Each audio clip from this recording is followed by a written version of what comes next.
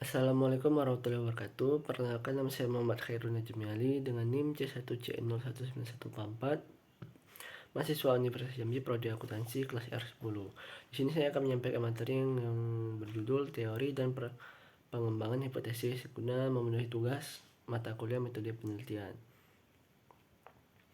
Definisi teori. Teori adalah seperangkat konstruk atau konsep, definisi, dan proposisi yang berfungsi untuk melihat fenomena secara sistematik melalui spesifikasi hubungan antara variabel, sehingga dapat berguna untuk menjelaskan dan meramalkan fenomena.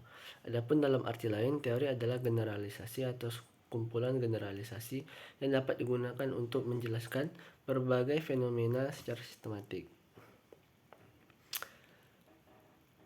Mark pada tahun 1963 membedakan ada 3 macam teori. Ketiga teori ini berhubungan dengan data empiris, dan dengan demikian dapat dibedakan antara lain teori yang deduktif, teori yang induktif, teori yang fungsional. Berdasarkan 3 pandangan di atas, dapatlah disimpulkan bahwa teori dapat dipandang sebagai berikut. Teori menunjukkan pada kelompok hukum yang tersusun secara logis. Suatu teori juga dapat merupakan suatu rangkuman tertulis mengenai suatu kelompok hukum yang diperoleh secara empiris dalam suatu bidang tertentu.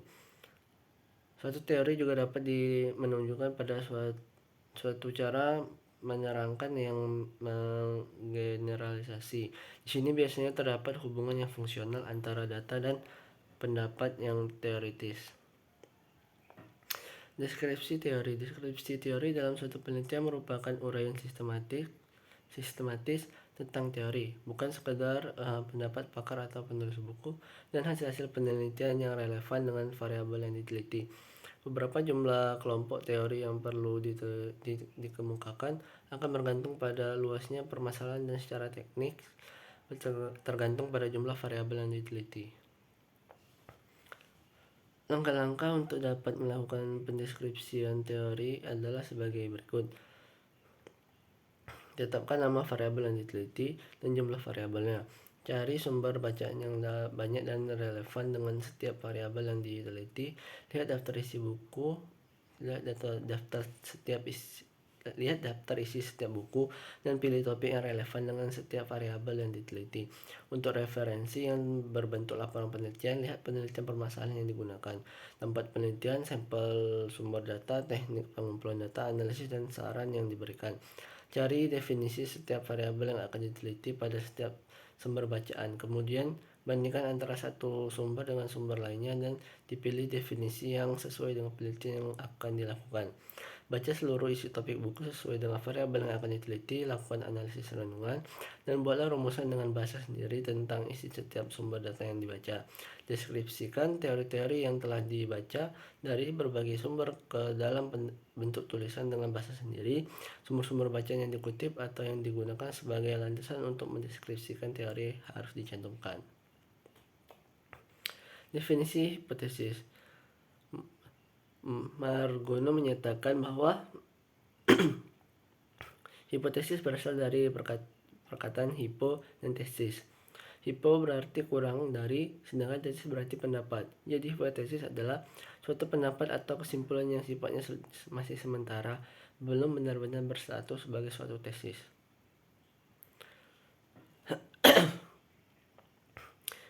Kerlinger menyatakan bahwa hipotesis adalah pernyataan yang bersifat terkaan dari hubungan antara dua atau lebih variabel. Istilah hipotesis telah didefinisikan dalam beberapa definisi, yang diantaranya adalah James E. Greaton.